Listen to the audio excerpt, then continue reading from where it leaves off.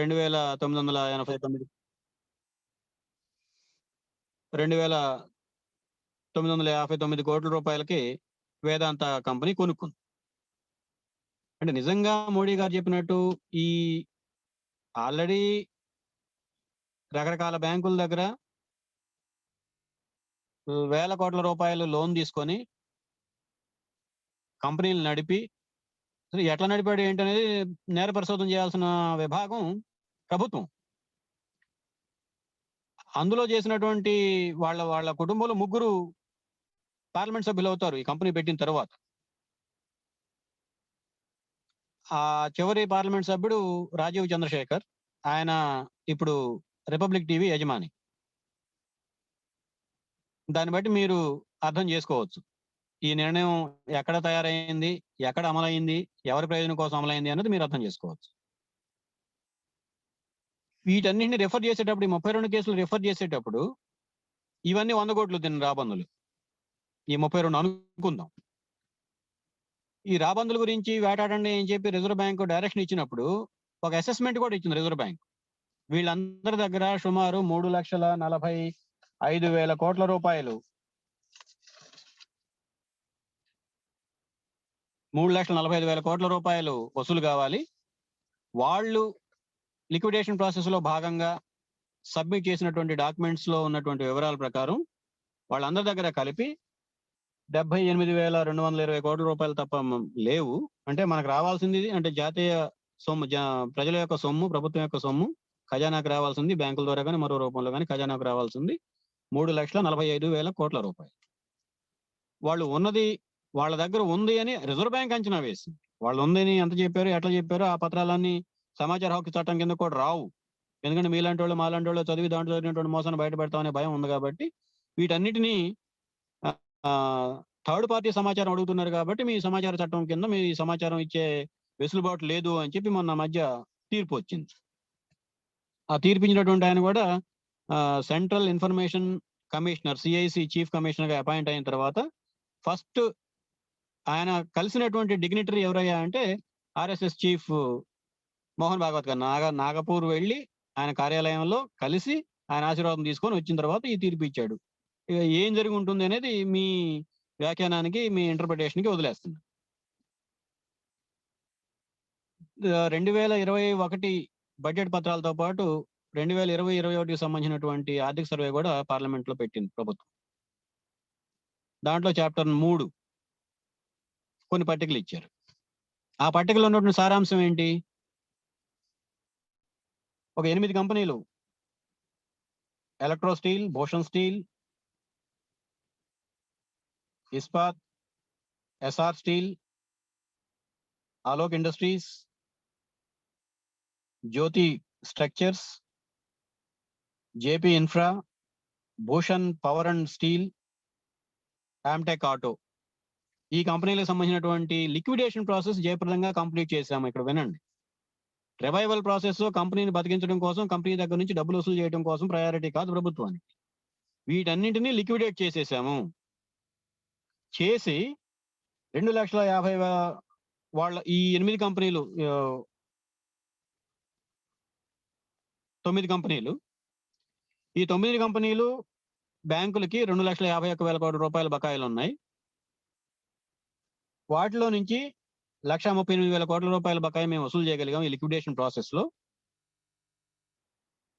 ఇది reserve bank assess చేసినటువంటి realisable value అనే ఒక క్లాజ్, చాలా డేంజరస్ క్లాజ్ ఉంది ఇందులో. ఈ ఐబిసి ఇన్సాల్వెన్సీ బ్యాంక్రప్సీ కోడ్ లో రియలైజబుల్ క్లాజ్ అనే ఒక డేంజరస్ క్లాజ్. ఆ రియలైజబుల్ క్లాజ్ ప్రకారం రిజర్వ్ బ్యాంక్ దగ్గర ఉన్నటువంటి సమాచారం ఏంటి? ఈ 32 కంపెనీలని మూసేసిన తర్వాత వాళ్ళ దగ్గర ఉన్నటువంటి ఆస్తులు, బిల్డింగ్లు, భవనాలు, స్థలాలు, పొలాలు అన్ని కొనేసి మనం మార్కెట్ లో పెట్టి అమ్మేస్తే మనకు వచ్చేది ఎంత దేశానికి, లేదంటే బ్యాంకులకు వచ్చేది ఎంత? 75,000 కోట్ల రూపాయలు, 73,000 కోట్ల రూపాయలు.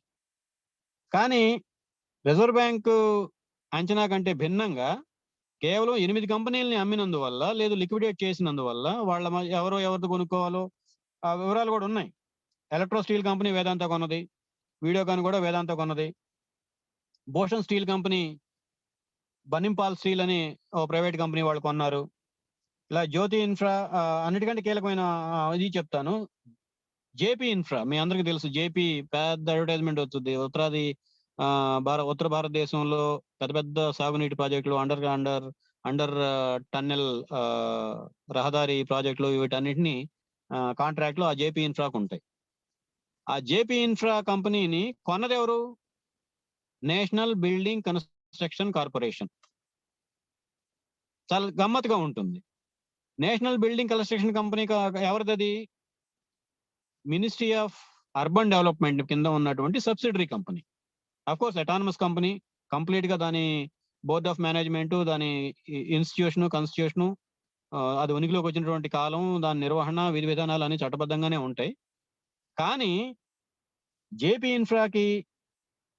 ఇన్ఫ్రా బ్యాంకులకి కట్టాల్సినటువంటి అప్పు 23,176 కోట్ల రూపాయలు అయితే, ఈ కంపెనీని ఎన్బిసిసి అనే ప్రభుత్వ రంగ కంపెనీ 23,273 కోట్ల రూపాయలు కొన్నాం. మరి మిగతా ఏ కంపెనీకి ఆ స్థాయి వాల్యుయేషన్ రాలేదు. ఆఖరికి ఎస్ఆర్ స్టీల్ ప్రపంచవ్యాప్తంగా వాళ్ళకి ఫ్రాంచైజీస్ ఉన్నాయి, గనులు ఉన్నాయి. వాళ్ళు కట్టాల్సినటువంటి అప్పు 49,473 కోట్ల రూపాయలు. వాళ్ళ కంపెనీని మూసేసి వేరే వాళ్ళకి అమ్మేస్తే ఎవరు కొన్నారు ఆ కంపెనీని? ఆర్సెలోర్ మిట్టల్. ఈయన కూడా ఒక ఇంటర్నేషనల్ వేదాంత అగర్వాల్, ఆయన ఇంటర్నేషనల్ స్టెర్లైట్ అగర్వాల్ అంటారు ఆయన్ని. స్టెర్లైట్ సంబంధించినటువంటి మ్యానుఫ్యాక్చరింగ్ యూనిట్స్ ఉన్నాయి ఆయన. ఒరిస్సాలో ప్రభుత్వ 4వ కంపెనీని, బాల్కో కంపెనీని కొన్నది ఆయనే. ఇప్పుడు 4వ కూడా టెండర్ వేశాడు, ఆయనకి వాటా వచ్చేసింది. లండన్ లో వాళ్ళ స్టెర్లైట్ కంపెనీ ఉంది, యూరోప్ లో వాళ్ళ ప్రజెన్స్ ఉంది. ఆయన కొన్ని కంపెనీలు కొనేసుకుంటున్నాడు. JSW జిందాల్ స్టీల్, నవీన్ జిందల్ ఈయన one of the owner. JSW కూడా, జేఎస్ స్టీల్స్ కూడా ఒక ఏమంటాం group of companies, single company కాదు. ఒక గ్రూప్ ఆఫ్ కంపెనీకి, ఆ గ్రూప్ ఆఫ్ కంపెనీస్ లో ఒక కంపెనీకి ఓనరు నవీన్ జిందల్. ఆయన రాజ్యసభ సభ్యుడు, తర్వాత లోక్సభ సభ్యుడిగా కూడా చేశాడు.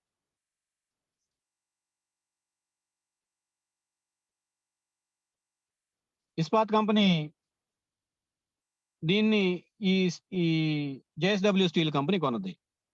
ఆ ఇస్పాత్ అనే కంపెనీ యొక్క బకాయిలు ఎంత? 11,000 కోట్ల రూపాయలు. వాళ్ళు మొత్తం కలిపి చుట్టదుట్టేసి అమ్మేసింది ఎంతకి? 2,892 కోట్ల రూపాయలకి. ఇందాక చెప్పినటువంటి జేపీ ఇన్ఫ్రాకి బకాయిలు 23,000 కోట్ల రూపాయలు అయితే, దాన్ని అమ్మింది 23,000 కోట్ల రూపాయలకి. సో ఈ రకమైనటువంటి డిస్క్రిమినేటరీ రియలైజబుల్ వాల్యూ ఫిక్స్ చేయటం లోపాయకారిగా, గూడుపుటానిగా జరుగుతుంది. లోపాయకారిగా కూడా కాదు, గూడుపుటానికి జరుగుతుంది. ఎందుకంటే దాని బేసిస్ ఏమిటి అనేది ఎవరికి తెలియదు. ఈ మొత్తంలో కనపడేది ఎవరు మనకి?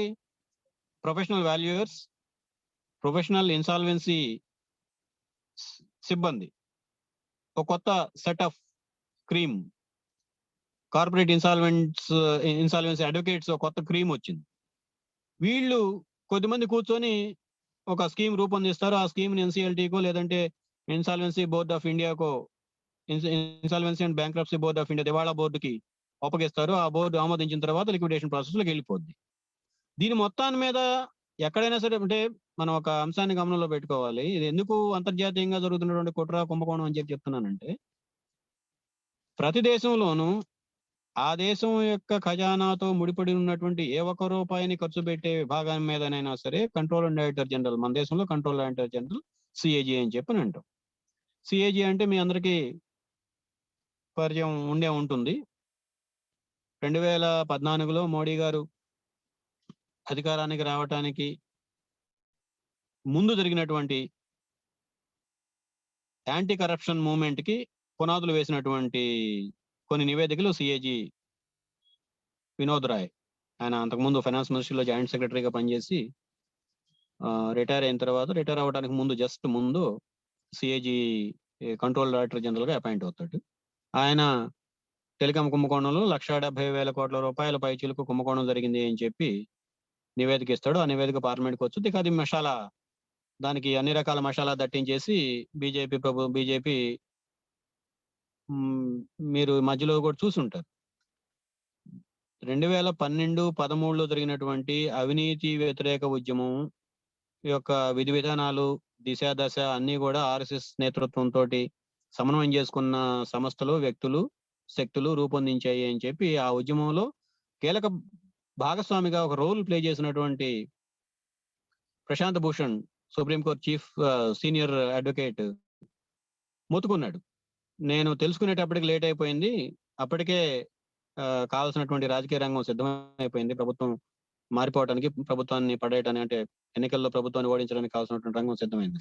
అటువంటి సిఏజీ అంటే ఖజానాతో నిమిత్తం ఉన్నటువంటి, ఖజానాతో లింక్ అయినటువంటి ఏ ఒక్క రూపాయి మీద ఎక్కడ ఖర్చు పెట్టినా దాని మీద ఆ ఖర్చు సమంజసంగా ఉందా లేదా, ఆ రూపాయి లాభం వచ్చిందా, నష్టం వచ్చిందా, వచ్చిన నష్టం ఇందాక చెప్పినట్టుగా న్యాచురల్ కలామిటీస్ అంటే సహజమైనటువంటి నష్టమా, కృత్రిమ నష్టమా అని నిర్ధారించాల్సినటువంటి అధికారం, పరిధి, శక్తి సామర్థ్యాలు, యంత్రాంగం, మంత్రాంగం అన్ని కూడా సిఏజీకి ఉన్నాయి. కానీ ఇప్పుడు చెప్పినటువంటి ఏ ఒక్క పొద్దు కూడా సిఏజీ టేబుల్ మీదకి వెళ్ళదు.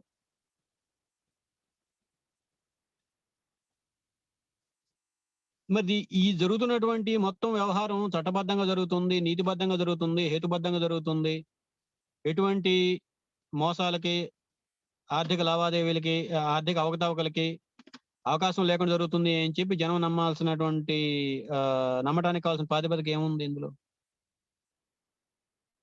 ఒక్క పాయింట్లు మనం 2-3 పాయింట్లు మన క్లారిటీ కనిపిస్తోంది. నరసింహం గారు ఏం చెప్పారు 91లోనే 30 ఏళ్ల క్రితం, రాజకీయ జోక్యం వల్లనే బ్యాంకులు దివాళా తీస్తున్నాయి. రాజకీయ జోక్యం నుంచి బయటికి తీసుకొచ్చి వీళ్ళకి సపరేట్ గా ఏర్పాటు చేసేస్తే పూర్తి స్థాయి స్వయం ప్రతిపత్తి లోన్లు నిర్ధారించడంలోను, లోన్లు ఇవ్వటంలోను, వసూలు చేయటంలోను పూర్తి స్థాయి స్వయం ప్రతిపత్తి ఇస్తే బ్యాంకింగ్ రంగం యొక్క ప్రాఫిటబిలిటీ, ప్రొడక్టివిటీ రెండూ పెరుగుతాయి అని చెప్పారు. సో ప్రొడక్టివిటీ పెరగడం కోసం ఎంప్లాయీస్ ని ఏ రకంగా ఇబ్బందులు పెట్టారు, ఎన్ని లక్షల మందిని తీసేశారు, బిఎస్ఆర్బి రద్దు చేసినందువల్ల ఎంత మోతాదులో ఉపాధి కల్పన కోల్పోయింది, ఆర్ఆర్బి రద్దు అయినందువల్ల ఎంత స్థాయిలో భారతదేశంలో ఉపాధి కోల్పోయింది అన్నది మనందరికీ తెలుసు. Productivity part. Profitability part. Profitability పెంచాలి అని చెప్పి ఒక వ్యూహం రచించి 30 సంవత్సరాల పాటు అమలు జరిగిన తర్వాత 14 లక్షల కోట్ల రూపాయలు పారు బకాయిలు, దివాళా తీసినటువంటి కంపెనీల తీసుకున్నటువంటి బకాయిలు ఉన్నాయి. మరి ఇది ఎట్లా జరిగినట్టు? రెండో పాయింట్, రిజర్వ్ బ్యాంకే ఈ 32 ఖాతాలకు సంబంధించి రియలైజబుల్ వాల్యూ అని ఒక కేటగిరీ కింద ఐబిసి కోడ్ లో అదొక ఆస్పెక్ట్. అంటే ఒక కంపెనీని ఇన్సాల్వెన్సీ ప్రాసెస్ లో ఏ దశలో ఇమర్చాలి, ఎన్సిఎల్టీ దాకా వెళ్ళాలా, పిటిషన్ పెట్టుకున్న తర్వాత దాన్ని లిక్విడేట్ చేయాలా, లేదు ఇంకెవరైనా కొనుక్కుంటారేమో, ఆఫర్, ఓపెన్ ఆఫర్ ఇవ్వాలా, ఇవన్నీ డిసైడ్ చేయాలి అంటే ఆ రియలైజబుల్ వాల్యూ ఎంత ఉందో తెలుసుకోవాలి అని. ఆ realisable value reserve bank of India లెక్కల ప్రకారం 73,000 కోట్లు. బ్యాంకులకు రావాల్సింది 3.5 లక్షల కోట్లు. కేవలం 8 కంపెనీలు అమ్మిందంటూ వచ్చింది 1,38,000 కోట్ల రూపాయలు. ఇది అండర్ వాల్యూ. రావాల్సినంత వచ్చింది, మనం చెప్పటం లేదు. కానీ రిజర్వ్ బ్యాంక్ చెప్పిన దానికంటే ఎక్కువ వచ్చింది కదా, మేము ఎక్కువ సంపాదించాం కదా అని చెప్పి reserve insolvency board of India వాళ్ళు చప్పట్లు కొట్టుకుంటున్నారు, చంకలు కొట్టుకుంటున్నారు, మనల్ని నమ్మంటున్నారు. ఈ ప్రాసెస్ అంతా న్యాయబద్ధంగాను, నీతిబద్ధంగాను, హేతుబద్ధంగాను జరుగుతుంది అని చెప్పి మనల్ని నమ్మించడం కోసం ఈ లెక్కలన్నీ బయటికి తీసుకొచ్చారు. ఇక్కడ నా ప్రశ్న ఏమిటంటే, రిజర్వ్ బ్యాంక్ అంత తక్కువ అసెస్మెంట్ ఎందుకు చేసింది? దాని వెనక ఎవరి ప్రాబల్యం, ప్రోత్సాహం, ప్రోద్బలం ఉంది? ఈ నిజంగా దివాళా తీసినటువంటి కంపెనీలన్నీ నిజంగా దివాళా తీసాయా? వీళ్ళకి గ్రూప్ ఆఫ్ కంపెనీస్, అదనపు కంపెనీలు లేవా? మనలాంటి వాళ్ళు ఇటువంటి ప్రశ్న వేస్తామని చెప్పి మనకంటే తెలియగలిగినటువంటి పాలకవర్గం కాబట్టి వాళ్ళు ఆలోచించారు. ఆలోచించి 2013లోను 2011లోను లిమిటెడ్ లయబిలిటీ క్లాజ్ ని కంపెనీస్ యాక్ట్ లో ఇన్సర్ట్ చేశారు. 2013 కంపెనీ యాక్ట్ అమెండ్మెంట్ లో లిమిటెడ్ లయబిలిటీ క్లాజ్ ని పెట్టి, అంతకుముందు మనకేం ఉండేవి? Private company, public limited company, private limited company రెండే ఉండేవి. సరే, పబ్లిక్ లిమిటెడ్ కంపెనీ అయినా, ప్రైవేట్ లిమిటెడ్ కంపెనీ అయినా యాజమాన్యం ప్రైవేట్దే, ప్రభుత్వ రంగ కంపెనీ వేరు. ఈ క్లాజ్ ద్వారా కొత్తగా ఏం వచ్చింది? Limited liability companies. అంటే ఈ లిమిటెడ్ లయబిలిటీ కంపెనీ కింద మనం రిజిస్టర్ చేసుకొని కంపెనీ పెడితే, ఈ కంపెనీ దివాళా తీస్తే ఆ కంపెనీకి ఉన్నటువంటి ఆస్తుల వరకే పరిమితం కావాలి తప్ప, ఉదాహరణ నేను, మల్లికార్జున గారు, మేము ఇద్దరం కలిసి ఒక కంపెనీ పెట్టాం. మొత్తం మీద ఇద్దరం గూడుపటాన్ని చేసి బ్యాంకులను మోసం చేయాలని అనుకున్నాం, మోసం చేసాం. మాకు వేరే ఇంకో కంపెనీ ఉంది, అది బ్రహ్మాండంగా నడుస్తుంది ఆరోగ్యకరంగా. ఈ బ్యాంకులకి ఈ రెండో కంపెనీ నుంచి వసూలు చేసే అధికారం లేదు ఈ లిమిటెడ్ లయబిలిటీ వల్ల. ఆ రకంగా ఎక్కడికక్కడ ఎక్స్ప్రాప్రియేషన్ లేదు, ప్రిమిటివ్ అక్యుములేషన్ అని చెప్పి మార్క్స్ గతంలో వాడినటువంటి దాన్ని ఆధునిక దశలో, ఆధునిక ప్రపంచ చరిత్రలో ఈ స్థాయిలో ఉన్నటువంటి దిశకి తీసుకెళ్తున్నటువంటిది ప్రపంచీకరణ, నయా ఉదారవాద విధానాలు. ఇదంతా కూడా ఇదేదో భారతదేశంలో మాత్రమే పాలకవర్గం మేలుకొని, వాళ్ళందరూ తెలియగలవాళ్ళు కాబట్టి, వెస్టర్న్ ఎడ్యుకేషన్ ఉన్నది కాబట్టి వాళ్ళందరూ మేలుకొని ఈ వ్యవహారం రూపొందించుకోలేదు. 1998 నుంచి టైం పీరియడ్స్ గుర్తుపెట్టుకోండి. బిఏఎఫ్ఆర్, సికా ఇవన్నీ కూడా 97 కంటే ముందు వచ్చాయి. 84లో రాజీవ్ గాంధీ గారు అధికారానికి వచ్చిన తర్వాతనే ఆర్థిక సంస్కరణలకు సంబంధించినటువంటి స్ట్రక్చరల్ సిస్టమిక్ చేంజెస్ ఇవాళ ఆల్రెడీ బిగిన్ అయ్యాయి. ఆ సిస్టమిక్ చేంజెస్ లో వచ్చినవి BIFR, SICA, sick industrial companies act. వాటి కొనసాగింపులో సంస్కరణలు వచ్చాయి. నరసింహం గారి కమిటీ వచ్చింది. బ్యాంకింగ్ రంగాన్ని సంస్కరించడం కోసం మేము ఒక అద్భుతమైనటువంటి బ్లూ ప్రింట్ ఇచ్చామని చెప్పారు. ఆ బ్లూ ప్రింట్ కొనసాగింపులోనే చాలా అమెండ్మెంట్స్ వచ్చాయి. 96లో యునైటెడ్ నేషన్స్ జనరల్ అసెంబ్లీ ఓ రెజల్యూషన్ పాస్ చేస్తుంది. ఆ రెజల్యూషన్ సారాంశం ఏంటి? ఇన్సాల్వెన్సీ, బ్యాంక్రప్సీ చట్టం అన్ని దేశాలు ఆమోదించాలి. తద్వారా అంతర్జాతీయంగా ఉన్నటువంటి పెట్టుబడుల ప్రవాహానికి, లావాదేవీలకి, చలామణికి, ఇన్వెస్ట్మెంట్స్ కి నష్టం జరగకుండా చూడాలి అనేది ఒక సారాంశం.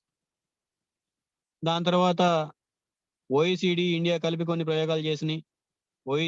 ఓఈసీడీ అంటే యూరోపియన్ కంట్రీస్, ప్రధానంగా European countries, organisation of economically developed countries committee. అది వాళ్ళు ఆయా దేశాలు, యూరోప్ లో ఉన్నటువంటి దివాళా చట్టం, దాని విధి విధానాలు ఎట్లా ఉన్నాయి అధ్యయనం చేయడం కోసం కొలాబరేటివ్ స్టడీస్ జరిగాయి. అమెరికాలో ఉన్నటువంటి దివాళా చట్టం అధ్యయనం కోసం కొలాబరేటివ్ స్టడీస్ జరిగాయి. ఇవన్నీ ఒక గ్లోబలైజ్డ్ ఫినామినా అనే వాడుతున్నాం. ఎందుకంటే ఎవరో ఒకళ్ళు మన మీద రుద్దుతున్నారు దీన్ని. ఈ గ్లోబలైజ్డ్ ఫినామినాలో ఉన్నటువంటి రిఫార్మ్స్ ని, సంస్కరణల్ని, నిర్ణయాల్ని మనం మన అద్భుతమైనటువంటి సివిల్ సర్వెంట్స్ వాళ్ళ యొక్క మేధో బుద్ధి కౌశల్యంతో ఈ దేశ ఆర్థిక వ్యవస్థని బాగు చేయడం కోసం మన ముందు తీసుకొచ్చినట్టుగా ప్రజెంట్ చేస్తా ఉన్నారు. ఈ విషయాలు మరింత ఇంకా ఇది ఎవాల్వ్ అవుతూ ఉన్నటువంటి పాలసీ. పూర్తి స్థాయిలో ఇంకా దీని మీద నిర్ధారణలు, నిర్ణయాలు జరగలేదు. ఆచరణ అయితే జరిగిపోతూ ఉంది. ఇటువంటి సందర్భంలో మనం 1880 అంతర్యుద్ధానికంటే ముందు ఉన్నటువంటి అమెరికా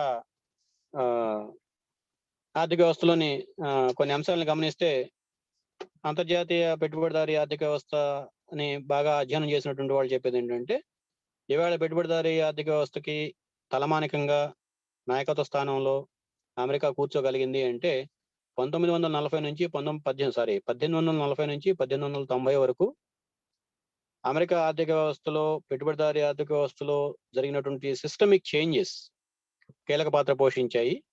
ఈ కాన్సెప్ట్ ఆఫ్ ఇన్సాల్వెన్సీ కూడా అక్కడే ఎవాల్వ్ అయింది, అక్కడే ఎమర్జ్ అయింది.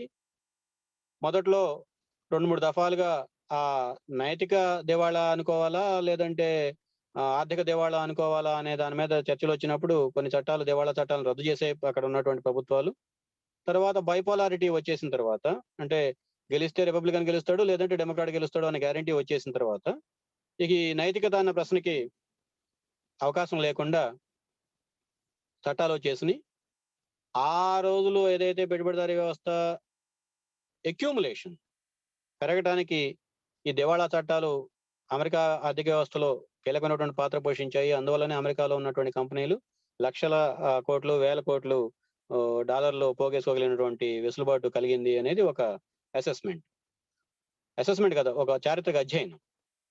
ఆ చారిత్రక అధ్యయనాన్ని మనం గమనించినప్పుడు మన భారతదేశంలో ఉన్నటువంటి పెట్టుబడిదారీ ఆర్థిక వ్యవస్థ తీరుతెన్నులు, గమనం, నడక ఎట్లా ఉంది, ఎటువైపు నడుస్తుంది అనేది మనం ఆందోళన కలిగే పరిణామం.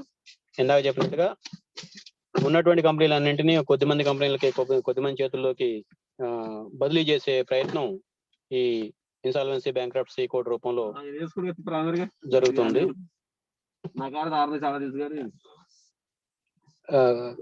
ఇన్సాల్వెన్సీ బ్యాంక్రప్ట్సీ కోడ్ రూపంలో జరుగుతుంది. ఇది కూడా చాలా సీక్రెటివ్ అరేంజ్మెంట్ రూపంలో జరుగుతుంది. ఎక్కడ బహిరంగ చర్చకు కానీ, రైట్ టు ఇన్ఫర్మేషన్ యాక్ట్ కింద కానీ, కంట్రోల్ ఆఫ్ ఆడిటర్ జనరల్ కానీ, పార్లమెంట్ స్క్రూటినీ కానీ ఏమాత్రం అవకాశం లేని పద్ధతుల్లో జరుగుతుంది. ఇది రాను రాను మిగతా, ఎందుకంటే దాదాపు 77 లక్షల కంపెనీలు ఉన్నాయి, 48 లక్షల కంపెనీలు ఉన్నాయి దేశంలో. ఈ 48 లక్షల కంపెనీల్లో కనీసం 10% ఇన్సాల్వెన్సీ పిటిషన్ అడాప్ట్ చేసుకున్న 4 లక్షల కంపెనీలు మూతపడే ప్రమాదం ఉంది. అయితే కంపెనీలు మూతపడతాయి తప్ప ఆ కంపెనీలో పెట్టినటువంటి వాళ్ళకి నష్టమే ఉండదు. బ్యాంకులు దివాళా తీస్తే కంపెనీలు మూతపడితే ఉద్యోగులు రోడ్డును పడతారు. పెట్టినటువంటి వాళ్ళు, కొన్నటువంటి వాళ్ళు వీళ్ళు బాగానే ఉంటారు. ఇందాక చెప్పినటువంటి లెక్కల ఆధారంగా ఆ రకంగా ఒక రీఅలైన్మెంట్ ఆఫ్ అక్యుములేషన్ ఇది ఈ ఇన్సాల్వెన్సీ బ్యాంక్రప్ట్సీ కోడ్ ద్వారా భారతదేశంలో జరుగుతుంది. ఈ రోజు దాదాపు మనకు ఉన్నటువంటి 130 కోట్ల మందిలో కనీసం 90 కోట్ల మందికి బ్యాంకింగ్ ఖాతాలు ఉన్నాయని చెప్పి అనుకున్నా. 90 కోట్ల మంది బ్యాంకింగ్ చిన్న ఇందిరా వికాస్ పత్రాల దగ్గర నుంచి కిసాన్ వికాస్ పత్రాల దాకా రకరకాల రూపాల్లో మనం పొదుపు చేసుకున్న తర్వాత ఆ సొమ్ము మొత్తం తీసుకెళ్లి ప్రైవేట్ వాళ్ళకి ఏంటి ఇట్లాంటి చిన్న చిన్న వాళ్ళందరినీ కొట్టి, కాకులను కొట్టి గద్దలకు వేసి, గద్దలకు కొట్టి రాబందులకు వేస్తే ఆ రాబందుల్ని ఇంకెవరో కొట్టుకెళ్తున్నారు. ఇది ఈవేళ మన దేశంలో జరుగుతున్నటువంటి ప్రభుత్వం సహకారం, ప్రత్యక్ష పాత్ర, జోక్యంతో జరుగుతున్నటువంటి నిర్ణయాలు. మిత్రులారా, ఈ అంశాలని సాధ్యమైనంతగా మనం జనంలోకి తీసుకెళ్లాల్సిన అవసరం ఉందని మల్లికార్జునరావు గారు భావించినందువల్ల ఈ టాపిక్ ని ఈ రోజు మీ ముందు ప్రజెంట్ చేయడానికి ముందుకు అంగీకరించాను. ఇప్పటి వరకు టెక్నికల్ అవరోధాలు కొంత ఇబ్బంది పెట్టినా ఓపికగా విన్న మీ అందరికీ ధన్యవాదాలు.